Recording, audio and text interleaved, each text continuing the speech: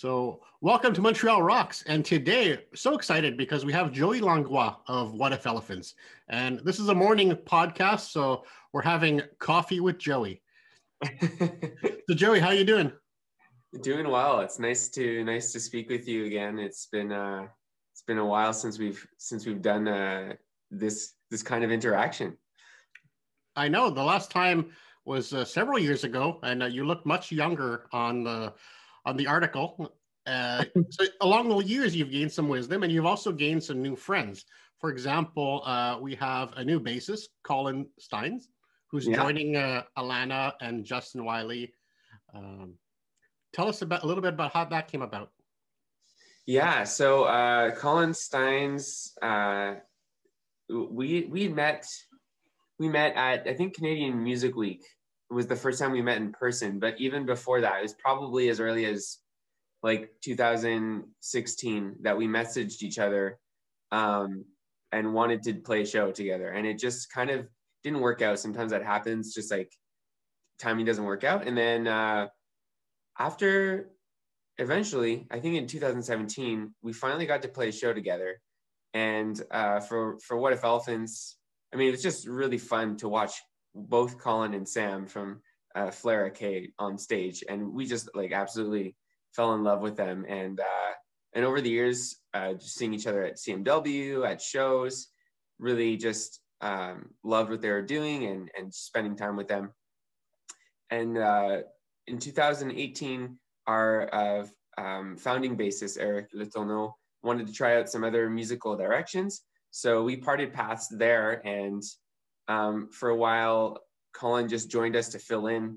And after, I mean, it didn't take very long of that for us to start, kind of, I don't know, almost to propose to him, let's say. Yeah. Do you want to marry our band? So now it's official. No, it's official. Another friend you've picked up along the way is Maya Malkin. Yes. So this would be for the new single called Sugar Daddy. Yeah. How did that collaboration come about? Yeah. So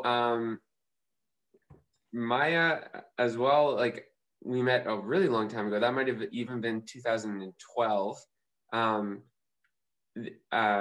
her band, Mota Raphael, the time Emily Skahan was part of the band, and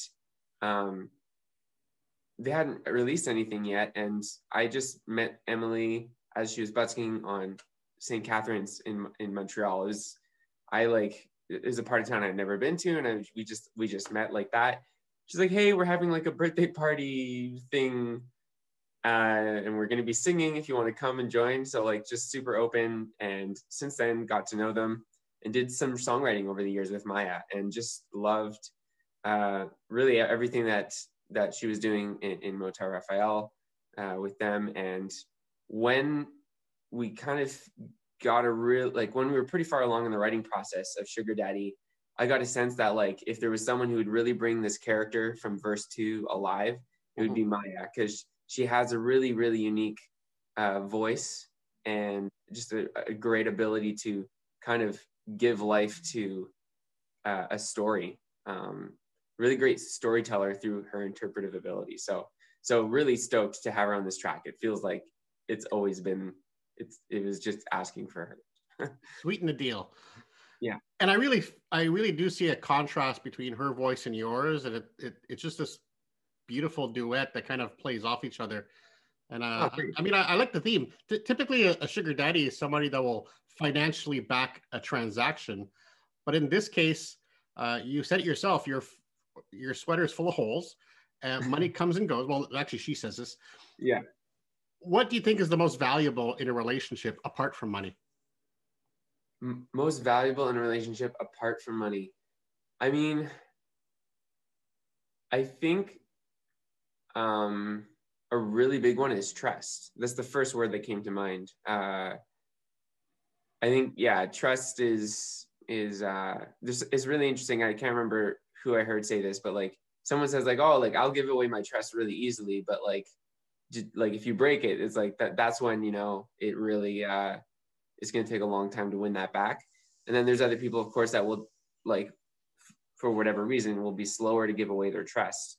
you really have to take time to gain that. And I think either way you go, it's just like, I think that's really at the core of a relationship, because how far you can go with someone, like the endeavors you can tackle on together, the distance you're willing to run with them, I think has to do with how much you trust them. So, yeah, I think in this situation, the story of Sugar Daddy also, like the, it's a story, I think, of two people who trust each other quite a bit, because, you know, like, I don't know what's going to happen financially here, but I'll stick it with it to the end. And it's a mutual kind of agreement that's being expressed. Yeah, I do like that. I do find that the world would be a better place if people are a little bit easier to trust, or give trust first. Like, assume that who you're dealing with is honest and has your best interest. And if they do, do the opposite, well, then you can discard them or leave them to the side for a time. Yeah. But I think it makes a better relationship when you start off trusting someone, because you're projecting into anything, whether it's a friendship or a relationship, that a positive spirit. Yeah, and I think just to give credit where credit is due, I think it's Gary Vaynerchuk who said that, he gives away trust at the beginning, and then he'll give it to someone, and then he's like, now you have the opportunity to follow through on that, or to drop it. So he's a pretty interesting guy to listen to. Yeah, definitely. And I think the whole vibe of the song is filled with positivity. I mean, it's a very happy song. The whole vibe of it is one that makes you feel good. Good. Oh man, this so glad to hear in the month of January after 2020. Yeah. And if you think about it, being in a band is kind of like having a vow of poverty, right? Especially in 2020 and 2021, there's no real income streams, or very little. So it takes a lot of trust to be still in a band and to keep moving forward. So how do you Indeed. deal with that? Yeah, it's I mean, we really enjoy just like doing music together. Honestly, I no matter what kind of turn things would take, I feel like as long as like the technological grid that holds modern society together didn't crash, I feel like we'd find a way to make music together. But in terms of like really pursuing a career and something that's sustainable financially, I mean, it's really interesting. I feel like we're really fortunate, first of all, to be backed by Factor. We were able to land a grant with them, and so that's like, it's hard to imagine what this year would have looked like without that grant, and it's also very hard to imagine what this past year would have looked like without COVID. The initial plans we'd made were like totally just scrapped. So yeah, I mean, if anything, I'd say it's this situation is just kind of in some ways brought us closer together. I think there's kind of for the existing friendships, the ones that you want to really maintain, I don't know if it's happening for everybody. I find for myself and for the band, there's almost been like a new level of vulnerability that we've opened up with each other, just because we're going through such a crazy situation all together. So I think trust has grown through this past year, and yeah, couldn't be happier to be going through all this with this group of human beings. And of course, with this new trust comes more writing. So we're building up to an EP that will be coming out soon. I was quite surprised with a whole bunch of new songs. I've only heard, I believe, one of them live. So everything else was new to me. So I look forward to being able to release that, or help you release that. Thank you. If you remember, at our first interview, I quizzed you on elephant facts. I do remember, yeah. So I don't have too many this time around, but I thought I'd bring in two more. Okay. And get your take on it. So here, this is a new fact about elephants. Elephants can't jump. And this is not a Woody Harrelson movie. This is actually a fact. What can't you do? What can't I do? What are you bad at? I mean, I was gonna say like unable to do. There would be a few things that come to mind, but what am I not good at? I'm not very good at like repetition. I like so I love creating new things. I absolutely love that. Repetition is one of the hardest things for me.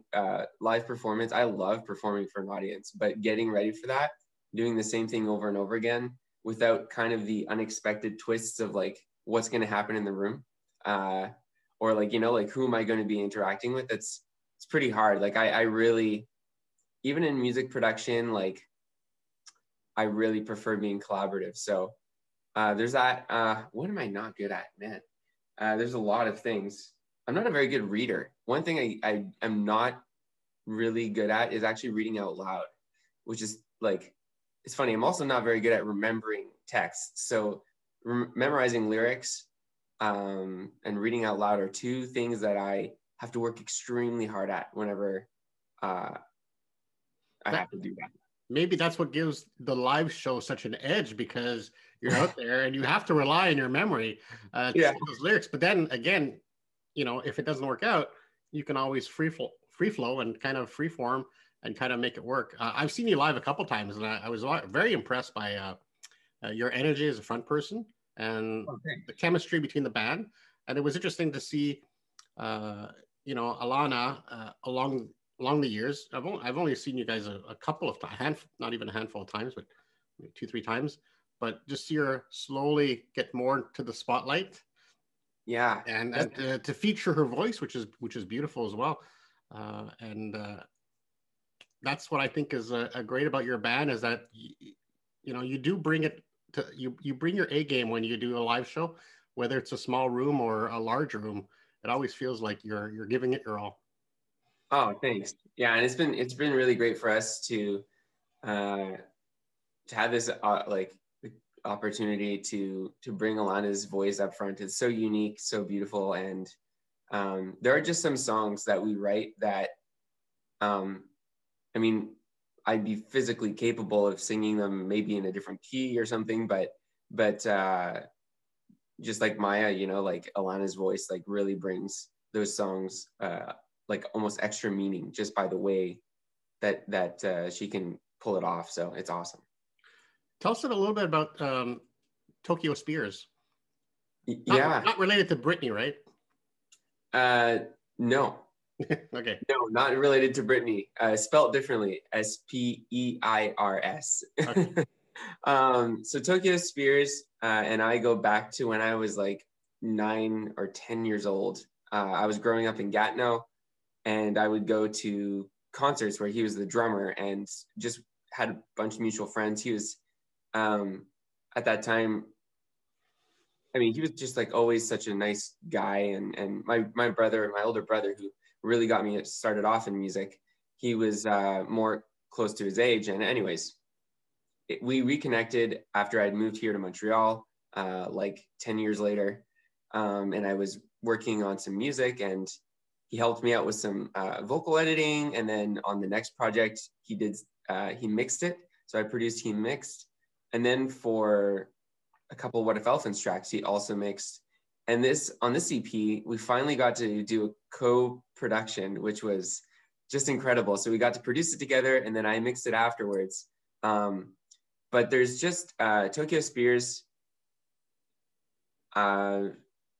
is really, I've kind of always said like he feels like an extension of myself, and like the things that I could reach for, and that I could, you know, that I can go and try to attain. But there's just certain areas of the production flow that he just thrives in, and he'll go and like first he'll like automatically find the vibe that I would go for, but then he'll take it like one step further, which I absolutely love. And it's so exciting to work with someone like that, where you know, it's just like back and forth, like, oh yeah, oh yeah, oh yeah.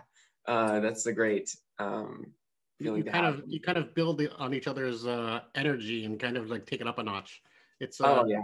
collaborative rising. The rising tide lifts all boats type thing. Yeah. And the track we did together, Fighting for You, I think like I love every song for like their own reason. That one, I think just like right now in my life, it's like it hit kind of this musical stride that I'm just like, oh, I haven't been here before. And I think one reason is like I've never done that song is kind of, it's got like a swing to it. So we've never done that as a band. I've never done that really as an artist. I've never released something like that and really explored right to like 100% final product. So it's part of it. But yeah, it's very exciting to have done that together. Second fact about elephants. Elephants use their brain power to mine for salt, which they need to stay hydrated. Very important for them. What do you consider essential for your survival?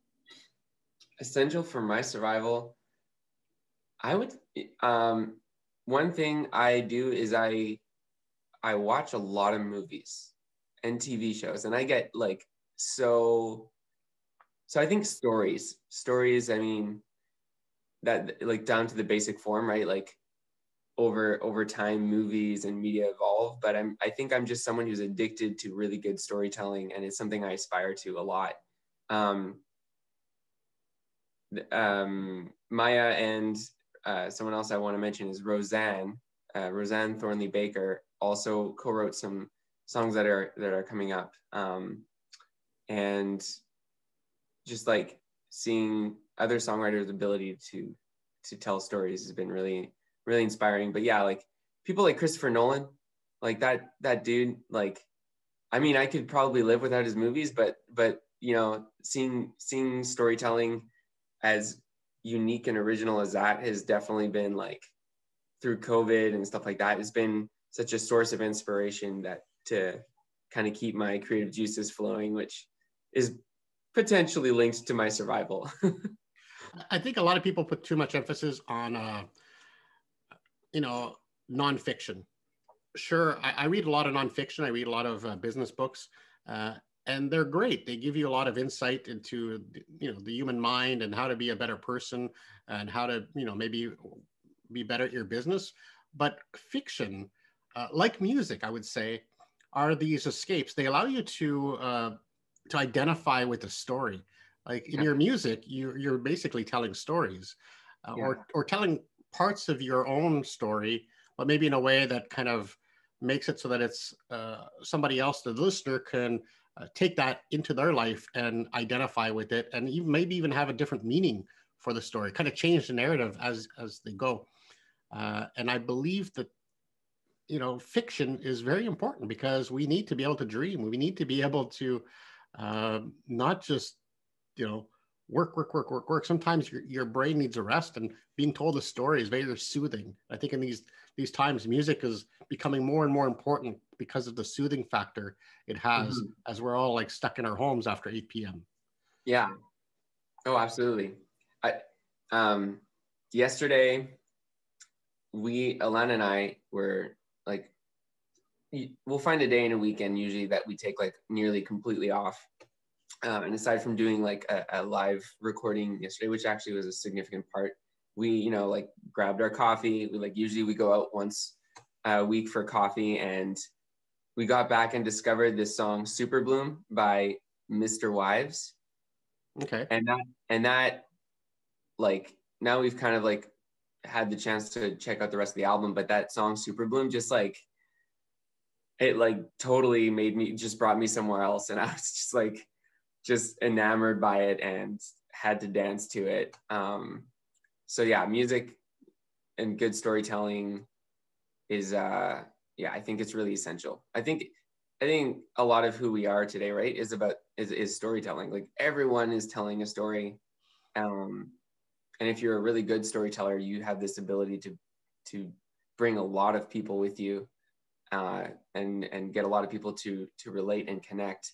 And I think that's like at the essence of who we are, and we're learning that, right? Like everyone just wants to connect right now because we are kind of being a little robbed of a lot of the occasions where we'd normally do that. So yeah, it's a good time to be telling stories.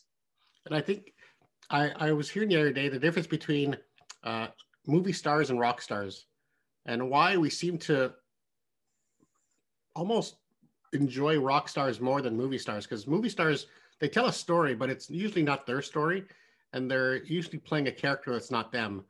But rock stars are musicians, I would have to say.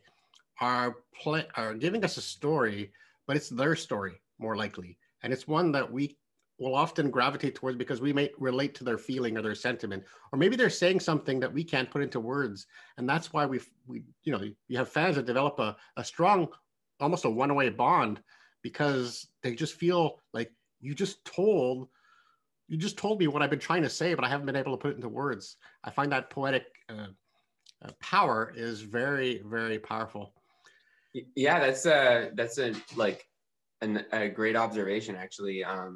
It's so true that like movie stars can be pretty detached, and I mean they're famous and adored for whatever different reasons, but it's true that there's like sometimes a more personal, grounded connection with musicians, I think, because it's their story. We're going to end with fantasy rock band. You've heard of fantasy football. Okay, all right. So this is a new thing. It kind of helps me decide, understand a little bit about your background, who your influences are, but I won't tell you that till after. So if you were to pick a fantasy rock band, we need a singer, bassist, guitarist, drummer, at the very least. Who would they be? A fantasy rock band. All right, so oh my goodness. That's really hard for me to pinpoint. I've been I've been listening to a lot of soul artists. It's really interesting in the past year. So it's sometimes hard to track the musicians' names, but I wonder if it's like how much of the production is being done by recording the musicians, and do they know who the musicians are, or are they grabbing samples? But yeah, that's a difficult question. A bass lick, like the first instrument I'm trying to track down is bass, but there's so many good bassists. Okay. Top For of your sure, head. Or it huh? could be a song, and I'll do the research and figure out who did it. I mean, yeah, like so. I don't know if it's a song, but like I think everybody this year has been just so. Like one album that came out that was just kind of unbelievable was Dua Lipa's Future Nostalgia. Future Nostalgia, yeah. I don't know who did bass on that. I really should research that. I've kind of looked at the songwriters a little bit and the producers, but whoever did the bass on that, I would like to put them in a band. I'll call Dua up and we'll find. Yeah, if next time you speak with her, if you can ask her who played bass. I on vocals, I mean,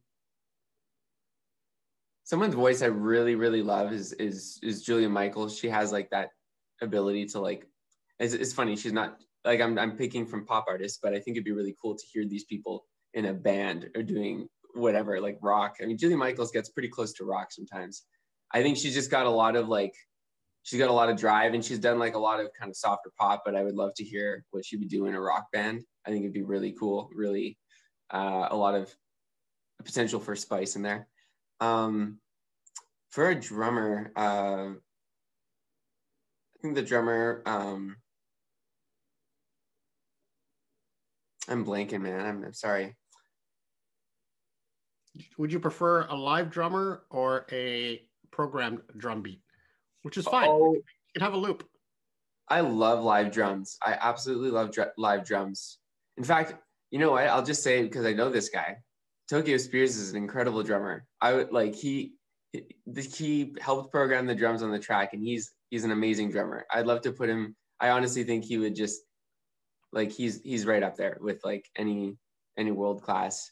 He's mostly producing now, so I don't know how much time he gets on the kit. But from what I've seen, it's like it doesn't take much time for him to be just like, oh my gosh. Get it to flow. I mean, I'm pretty sure he's drumming all the time. Lastly, I mean, you can switch guitar for keyboards because this is obviously a pop band. So keyboards or guitars, and you can't pick Alana. Yeah. Okay. I would say keyboard. I'm like, I'm someone who plays guitar, but I wouldn't consider myself a guitarist. And I've always, not that I like lean more towards the synthesizer, but there's just, I don't know, there's something that I really love about exploring other sounds than guitar. But now guitar is kind of making a pretty big comeback, and I prefer the way it's being used nowadays. So I'll go for a keyboard, and I will say that if they were willing to try something different, and it's funny, I'm not saying him for vocals, but like Chris from Coldplay. I mean, like I would love to hear what he would do, put in a different band with someone else on lead vocals, because what he has is an ability of writing melodies and really sick riffs on keys that are just iconic. So I'd love to hear what that would do thrown into another scenario. I remember seeing Coldplay at the Bell Center, and there's one guy on a piano, an old piano, and yet he filled the room. It was insane. I mean, I was very impressed how charismatic that his playing just made you feel in an intimate setting in a big room. Well, That's all the time we have left. In fact, I probably went over. I'm sorry, but I always enjoy speaking with you, Joey, and we look forward to the new single. We look forward to an EP coming out, and of course, the live shows are what we look forward to, maybe even more. But we're gonna really enjoy the stuff that you're putting out, and we look forward to seeing it. Thank you so much for talking with Montreal Rocks, and we look forward to talking with you again. Thanks a lot, Joey. Thanks, Randall. It's been great.